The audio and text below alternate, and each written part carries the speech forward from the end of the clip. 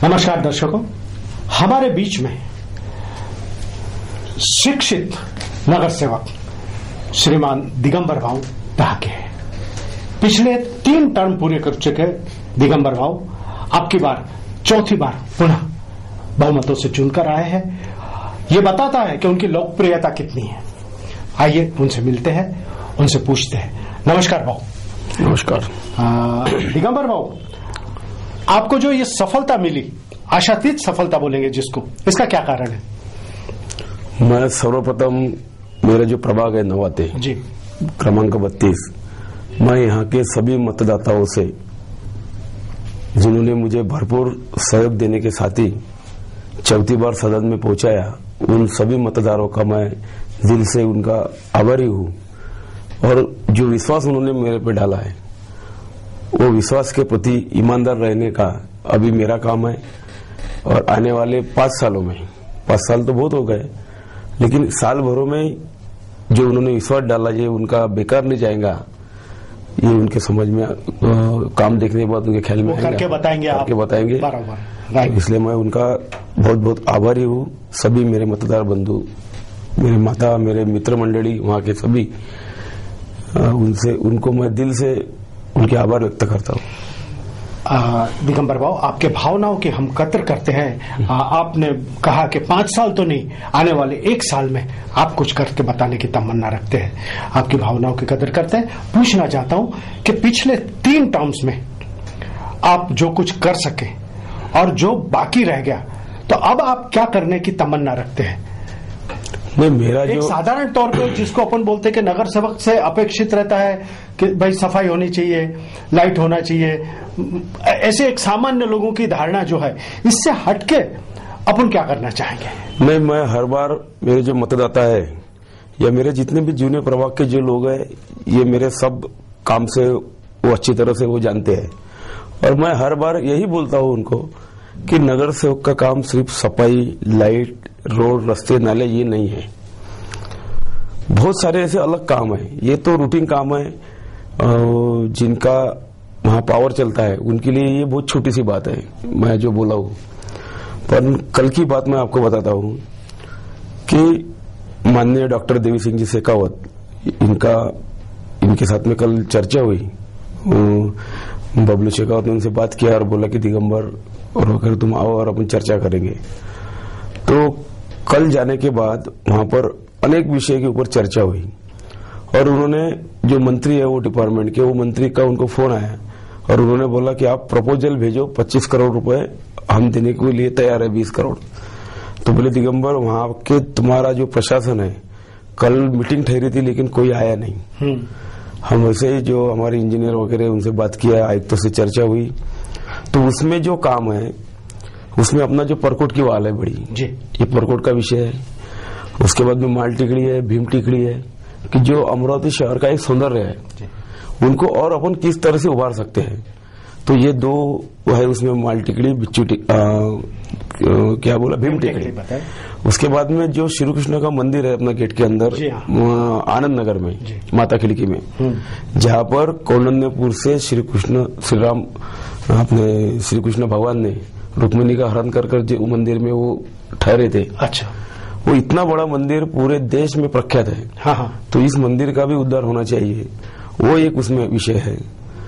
तो ऐसे जो कोई बड़े काम रहते हैं, तो उस काम में अपन किस तरह सहयोग देते हैं।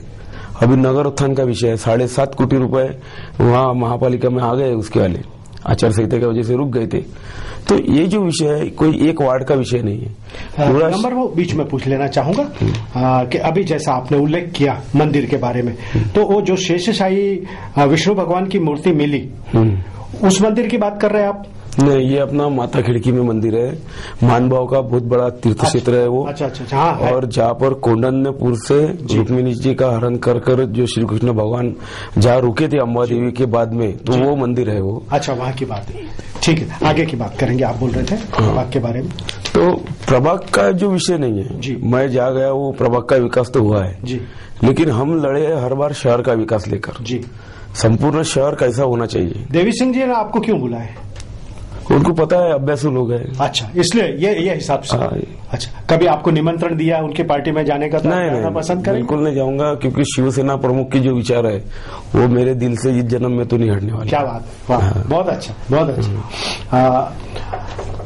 आपसे ऐसा पूछना चाहूंगा दिगंबर भाऊ कि अभी जो युति बनी थी भाजपा की, सेना की और आपके बाकी दो पक्ष और लेकर आपने बनाए थे, उसका आपको लाभ क्या हुआ? नहीं, देखिए, अभी इस बार शहर का जो चित्र था वो अलग था जी। जिस हिसाब से माजी पालक मंत्री सुनील भाऊ देशमुख, जगदीश भाऊ गुप्ता, ये दो लोगों ने जो पार्टी बनाई जी, तो मेरे दिमाग में पहले से था कि भला ही सुनील भाऊ को कांग्रेस को कम करना है, जगदीश भाऊ को भाजपा को कम करना है, या कुछ तो भी अपनी ताकत बताना है, बराबर। लेकिन इसका जो नुकसान है वो शिवसेना और भारतीय जनता पार्टी को होने वाला है। अच्छा, ये मेरे उस टाइम पे भी दिमाग में था। अच्छा। और जो कुछ कांग्रेस के लोग थे, मैं उनको बोला भी कि ये जो कर रहे हैं इनका घाटा आपको नहीं है। आपकी सीटें जितनी थी उतनी रहेंगी या बढ़ेंगी या एक दो कम होंगी। लेकिन जो हमारे वोट जो डिवाइड हुए हैं वो वोट हमारे सुनील भाऊ देशमुख के इसमें गए और जगदीश भाऊ के इसमें गए। तो भी अमरावती शहर का जो काम था शिवसेना का, उस बलबूते पर हमारी जितनी सीटें गए बार थी हम उतनी कायम रखने में हम सक्सेस हुए। हाँ, भाजपा कम हो गई, 14 से 7 पे आई जी। लेकिन शिवसेना की जो आई वोट है, देखो 30 सीटें हमने लड़ाए। शिवसेना ने अमरावती शहर में सिर्फ 30 सीटें लड़ाई जी, और 30 में से 10 सीटें आई, तो कितना परसेंट हो गए? बराबर। और जो हमारे वोट है, जन विकास बोलो, जन कांग्रेस बोलो, कांग्रेस बोलो, राष्ट्रवादी, स्वाभिमान, ये सभी जो पार्टी है, इन पार्टियों ने 87 सीटें लड़ाई। अब 87 में से कांग्रेस के 25 आए, 87 में से राष्ट्रवादी के 17 आए जी, और शिवसेना के 30 में से 10 आए। तो काम था ही। लेकिन अगर ये कुछ गड़बड़ नहीं होती थी, सुनील भाऊ देशमुख घर में भी अगर बैठे रहते थे, तो कांग्रेस वैसे खत्म हो जाती थी। अच्छा, मेरा जो रीडिंग है, गणित है, वो इस तरीके का है। भाव, एक सवाल इससे संबंधित है, वो पूछना चाहूंगा मैं कि सेना से जो लोग नाराज होकर गए और चुनकर भी आए, तो ऐसे विषय में आपका क्या बोलना चाहे कि सेना ने आपके एक अच्छे कार्यकर्ता रहे, उनको नाराज क्यों किया सेना ने? ये तो गलत फहमी है लोगों की। उनको नाराज नहीं किया, उन्होंने पार्टी को हर बार नाराज किया। अच्छा, आप कभी किसका काम कर रहे हैं, कभी किसका काम कर रहे हैं। अच्छा, लोकसभा इलेक्शन हो गए, आप विरोध में काम कर रहे हैं, विधानसभा में भलते का काम कर रहे हैं, ये हो गई बात अलग जी। अब प्रदीप भाऊ का तो जो है कोई विषय नहीं था, हम 4 बार गए। लेकिन कैसा है, एक बात देखिए, आज दिगंबर ढाकी को पहचान किसने दिया? सेना ने, शिवसेना ने दिया। बिल्कुल। आज जो मेरा जो लोग उदो करते हैं, बोलते कि वो क्या कमाल किया, तो ये कमाल किसके भरोसे किया? शिवसेना में था, नाम कमाया, काम किया, काम करते करते ईमानदारी थी काम में, तो मैं बड़ा हो गया। फिर कल चल के मैं पार्टी भी छोड़ देता हूँ तो मैं एक बार चुन के भी आ जाऊंगा भले या पक्ष में। पर जो पार्टी ने, जो माँ बाप ने मेरे को जो नाम दिया, फिर उनसे उनको नीचा बताने के लिए भाई टाइम पे छोड़ दिया। तो कोई कार्यकर्ता वो बताता है कि हमारे पे अन्याय हुआ या हमारे को उन्होंने छोड़ दिया, पहले अपने कर्म देखो, तुमने कर्म क्या किए, ये गांव को भी पता है। कोई पार्टी, कोई अच्छे कार्यकर्ता है, कोई अन्याय नहीं करती रहती। और कोई हमारे पार्टी ने जो भी कुछ कार्य करते होंगे उनको टिकट भी नाकारा नहीं, हम तो टिकट भी देने के लिए तैयार थे। लेकिन आपको ऐसा बताना है गांव में कि हम अपक्ष भी चुन के आ सकते हैं, तो ये विषय है, वो विषय नहीं लिया तो भी अच्छी बात है। चलो ठीक। हाँ, ये बताइए कि इस चुनाव से आपका जो भी नफा नुकसान हुआ, उससे आपने क्या सीख लिया या आपके पक्ष ने क्या सीख लिया? देखिए, यहाँ पर कैसा है, शिवसेना का जो काम चलता है वो यहाँ स्थानिक लेवल के ऊपर जो नेता है उनके भरोसे चलता है जी। कांग्रेस के सीएम आते हैं, मुख्यमंत्री आता है और किसी का कोई आता है। यहाँ पर शिवसेना के हम ही स्टार है और हम ही कार्य करता है जी, बराबर है। तो सीख लेने का विषय नहीं है। शिवसेना की 11 सीट गए बार थी, उसके पहले 8 थी। तब बहुत सारे आमदार थे हमारे पार्टी के, खासदार अनंतराव थे, बहुत सारे पदाधिकारी थे, वही रिजल्ट आया। आज इतने लोगों ने सोचा कि दिगंबर ढाके महानगर प्रमुख है, आशुर साहब संपर्क प्रमुख है, कितनी सीटें कम करने का प्रयत्न करेंगे चाहे इनका नाम खराब हो। लेकिन जो सीटें थी वो हमने हासिल किया, जितने हमारी सीटें थी वो वैसी वैसी कायम रही। और एक महानगर प्रमुख होने के नाते ये सब करते हुए मैं खुद भी इलेक्शन लड़ा। तो कार्यकर्ता है, शिवसेना का वोटर है, और शिवसेना जो 5 साल रास्ते पे खड़े रहकर जो आंदोलन करती है, आपने देखा होगा कि गए 1.5 साल भर में जिस तरीके का शहर में शिवसेना का वातावरण तैयार हुआ। तो और दूसरी बात है, आप देखे होंगे कि शिवसेना किसको टिकट देती है? कार्यकर्ता को, जमीनी कार्यकर्ता। हमारा ऐसा विषय नहीं कि कोई पार्टी का एक अंदर रेडीमेड नेता लेना है, उसको टिकट देना है। और कोई भी कार्यकर्ता देखेंगे उसका बैंक बैलेंस देखो आप, है हाँ। आर्थिक कमजोर शिवसेना के पास के जो उम्मीदवार है तो भी इतने वोट लेना और इतना अच्छे रिजल्ट देना ये कोई गलत नहीं। दिगंबर वो एक बात पूछना चाहूंगा आपसे, लर्नेड है, आपका अपना तरीका है बात करने का, हाउस में भी आप तरीके से अभ्यासपूर्ण बात करते हैं, ये सारी जनता जानती है, अमरावती के सारे लोगों को मालूम है।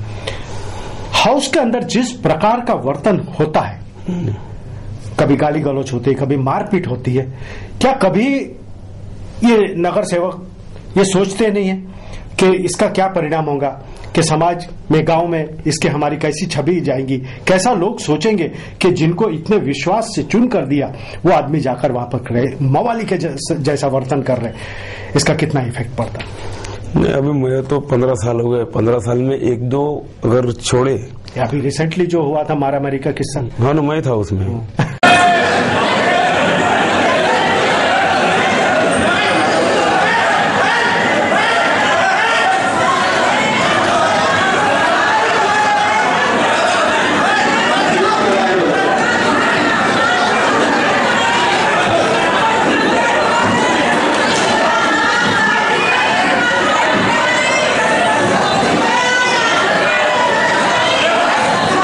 और क्यों हुआ ये भी बताता है कि एक सदन के अंदर एक सीनियर सदस्य जी, जिसने 20 साल अपने वो सदन को दिया है, अच्छा आदमी, सात्विक, उनके पार्टी का कलह चालू था, विरोधी पक्ष का लफड़ा था। अगर कोई सदस्य के, ऐसे ज्येष्ठ सदस्य के अंक पे अगर कोई जाता है दूसरा, तो मेरे जैसा आदमी तो कोई चुप बैठने वाला नहीं, क्योंकि अपना काम ही रहा है कि जहां अन्याय होता है उसके खिलाफ लड़ते रहे अपन हर बार। बिल्कुल। तो ऐसी एकांती बात हो जाती है, लेकिन उसका कारण भी बाहर के लोगों ने शोधना चाहिए कि भाई ये ऐसा क्यों हुआ। तो ऐसी कोई बात नहीं है, सदन बहुत अच्छी तरह चलता है। और इस बार तो मैं देखा हूं कि बहुत अच्छे लोग चुन के आए, अच्छा शिक्षित ये सदन रहेगा, जैसा इसके पहले 2001 में था। तो एक अच्छा सदन और अच्छा काम इस शहर को मिलेगा, भरोसा रखते हैं। चलिए, हम भी विश्वास रखते हैं आपकी बात के ऊपर। एक बात और पूछूं भाऊ आपसे, एक लोकल अखबार ने ऐसा लिखा है कि जगदीश गुप्ता धूर्त राजनीतिज्ञ है, इस संबंध में आप क्या कहना चाहेंगे? अब जो धूर्त कोई गाली नहीं होती, नहीं। चतुर धूर्त का मतलब चतुर। चतुर देखिए कि अपना स्वार्थ देखने वाला। जिस आदमी ने विधानसभा में उनके आज 22 साल जा रहे हैं जी। एक टाइम, एक जमाने में मैं उनका सबसे खंदा कार्यकर्ता था। अच्छा। और वो पार्टी में अगर रहती थी, आज भी उनका ही कार्यकर्ता था, रहता हूं। तो उनका अंतर्गत पार्टी का विषय है, क्या हुआ कैसा हुआ उसमें हमको जानने का कोई ये नहीं। अब धूर्त या होशियार तो होंगे कि वो टाइम से आज 2 बार टिके हुए है, एमएलसी में आए, 2 बार विधानसभा अमरावती में जीते, और जो कुछ ग्रुप उन्होंने या जो कंपनी यहाँ जमाई, तो इस पे से धूर्त ही समझेंगे, अपन तो नकार नहीं सकते नहीं इस बात। दिगंबर भाऊ, फिलहाल जो चुनाव हुआ, ये चुनाव सत्ता पक्ष के लिए हाईजेक कर लिया गया, ऐसा कहा जाता है अधिकारियों, प्रशासन द्वारा। यानी पूरा चुनाव के चुनाव हाईजेक हुआ, उनको जिताने के लिए पूरी व्यवस्था कर दी गई। इसके विषय में आप क्या कहना चाहेंगे? कभी रुपया आया, कभी किसी ने और कुछ बदनामी किया, कभी ऐसा समझ में आया कि भाई जो समाज विद्रोही लोग हैं उनको बुला के डांटा गया, मगर इनके साथ जो थे सत्ता पक्ष के साथ, उन्हें छोड़ दिया गया, बाकी लोगों को डांट पड़ी, ऐसा कुछ सुनने में आता है, बोलते हैं लोग। इस संबंध में आप क्या कहना चाहेंगे? इसकी चर्चा बहुत सारे बड़े लेवल पर पूरे शहर में थी जी, कि जो कोई विरोधक है जी, उनके जो कार्यकर्ते हैं थोड़ा सा क्रिमिनल है तो उसको डांटा टपटा गया। ये चर्चा पूरे शहर में है, हर कार्यकर्ता पे, हर बूथ पे ली जाती है जी। लेकिन आप दूसरी अगर बात अपन देखेंगे जी, तो दूसरे कार्यकर्ता को डाटा नहीं डाटा ये पता नहीं, लेकिन मैं धन्यवाद दूंगा वो डिपार्टमेंट को कि जिस शांतिपूर्ण ढंग से पूरे अमरावती का ये इलेक्शन हुआ। नहीं तो देखिए हर जगह कहीं ना कहीं बड़े इस पे लेवल पर कोई झगड़े हुए, कहीं पे मारकाट हुई, लेकिन अमरावती शहर में ऐसा बहुत कम जगह देखने को आया। बराबर। हाँ, दिगंबर भाऊ, ईवीआई मशीन जो है इसके ऊपर आपका कितना भरोसा है? क्या ये ठीक है प्रथा? क्या बैलेट पेपर सही था? बैलेट पेपर सही था। बैलेट कैसा, ये मशीन में किसने देखा जाके कि अभी इसके पहले पढ़ा कि एक बार पंजा को वोट दो, वोट काय पर भी दो, पंजा पे जाएंगे। अच्छा। तो ये मशीन के ऊपर अपन भरोसा नहीं रख सकते। तो बैलेट पेपर जो था वही सही था, और उसमें सही में एक आदमी को भी दिलासा मिलता था कि मैं कहीं तो भी छिक्का मार के आया, ठप्पा मार के आया वो। भाऊ, ऑक्ट्रॉय संबंधी आपकी क्या विचारधारा है कि अमरावती में होना चाहिए कि नहीं होना चाहिए? अगर नहीं होना चाहिए तो आप उसके लिए क्या प्रयत्न करेंगे? अनेक व्यापारी गणों ने हमसे पूछा है कि ऐसे सवाल आगामी नगर सेवकों से पूछा जाए। वही व्यापारी है जिन्होंने हर बार यहाँ एमएलए चुन के दिया है जी, बराबर है। वही व्यापारी है कि जो उनके पक्ष में प्रचार करते हैं गांव में जी, और वही व्यापारी बाहर बोलते हैं हमको ऑक्ट्रॉय होना नहीं। अब मैं जिस प्रभाग से इलेक्शन लड़ा, उस प्रभाग में कितने व्यापारी जो थे कुछ जिन्होंने राष्ट्रवादी का प्रचार किया, कांग्रेस का प्रचार किया, अब उनको क्या बोलेंगे अपन? एक तो पूरा समर्थन, पूरा विरोध उनको करो जिनकी सत्ता है, जिन्होंने ऑक्ट्रॉय लाया है, बराबर है। ऐसा भी तो हो सकता है कि उस समय पे प्रलोभन दिया गया हमेशा। कितने बार चूतिया बनेंगे आप? व्यापारी जो है ये कितने बार बनेंगे? तो व्यापारी का जो विषय है, मैं तो स्पष्ट इसके बारे में बोलूंगा कि ये महाराष्ट्र गवर्नमेंट का विषय है, यहाँ के एमएलए का विषय है। हम तो विरोध में बैठना है, हमको विरोध में हम हर बार व्यापारी के साथ में रहे, उनको मदद करते आए। और आज बात ऐसी है कि महानगर पालिका चलेगी किस भरोसे?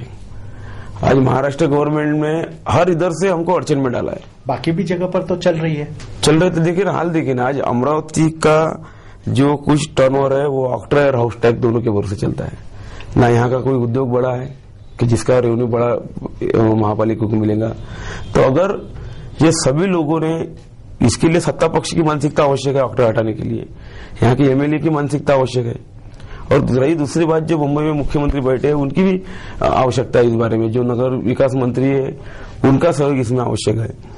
तो हम तो यही चाहते हैं कि जो कुछ टैक्स गवर्नमेंट के पास जमा होता है, अपने अमरावती का महसूल के माध्यम से बोलो या वैट के माध्यम से बोलो, जिस टाइम पर वैट लगाना था गवर्नमेंट को तो उन्होंने स्पष्ट किया था कि ऑक्ट्रॉय हट जाएगा। आज वैट के माध्यम से कई करोड़ रुपए वहां जमा हो रहे हैं। तो महापालिका का हर कारपोरेटर का यही विषय है कि जितना ऑक्ट्रॉय महापालिका को आता है उतने पैसे आप हमको दो और ऑक्ट्रॉय खत्म करो। लेकिन गवर्नमेंट इस बात को कभी मानती नहीं, ना माना है अभी तक। उपकर लाते हैं तो उपकर में और महापालिका को गड्ढे में डाल दिया। जहां 35-40 करोड़ रुपए रनिंग में मिलते थे, उपकर लगाया 16 करोड़ मिले। अब 16-25 करोड़ से महापालिका पीछे चली गई। तो ये जो विषय है, महाराष्ट्र गवर्नमेंट अगर ये पूरी भरपाई करके देती है, और उन्होंने देना चाहिए। जब वैट लगा था वो टाइम पे चिदम्बरम थे जो मंत्री, उन्होंने अपना शब्द दिया था और हर जगह आपने पढ़ा होगा उस टाइम पर कि वैट लगेगा, ऑक्ट्रॉय पूरे देश से खत्म हो जाएगा। लेकिन ऐसा नहीं हुआ। वैट के ऑक्ट्रॉय के माध्यम से हम जरूर जानते हैं कि व्यापारी को तकलीफ होती है। जो मुसीबत का सामना व्यापारी को करना पड़ता है उनको ही पता है। तो हम तो यही पक्ष में है कि ऑक्ट्रॉय नहीं होना चाहिए, लेकिन सारे लोगों की मानसिकता बोलता है। अकेले शिवसेना या दिगंबर ढाके अगर बोलता है तो ऑक्ट्रॉय हटना नहीं है। दिगंबर भाऊ, एक बात ऐसी बहुत सी बार देखने में आती है कि एकादे सब्जेक्ट के ऊपर अति आक्रामक हो जाते हैं अनेक पक्ष, और बाद में कुछ ऐसी परिस्थिति निर्मित हो जाती है तो वो अपना, जिसको अपन बोलते हैं कि सर्वसाधारण भाषा में बोलते हैं कि रिवर्स गेयर लगा लेते तो या उसको मुक्त समर्थन दे देते या उसमें से हट जाते, निकल जाते। जस्ट लाइक सोफिया बोलिए, अनेक ऐसे प्रोजेक्ट हो गए कि जिसके साथ में ऐसा सुनने में आया है ना। तो ये ऐसी बड़ा ताकत के साथ ये ऐसी मानसिकता को पहचानना चाहिए, और ये आप लोगों का काम है।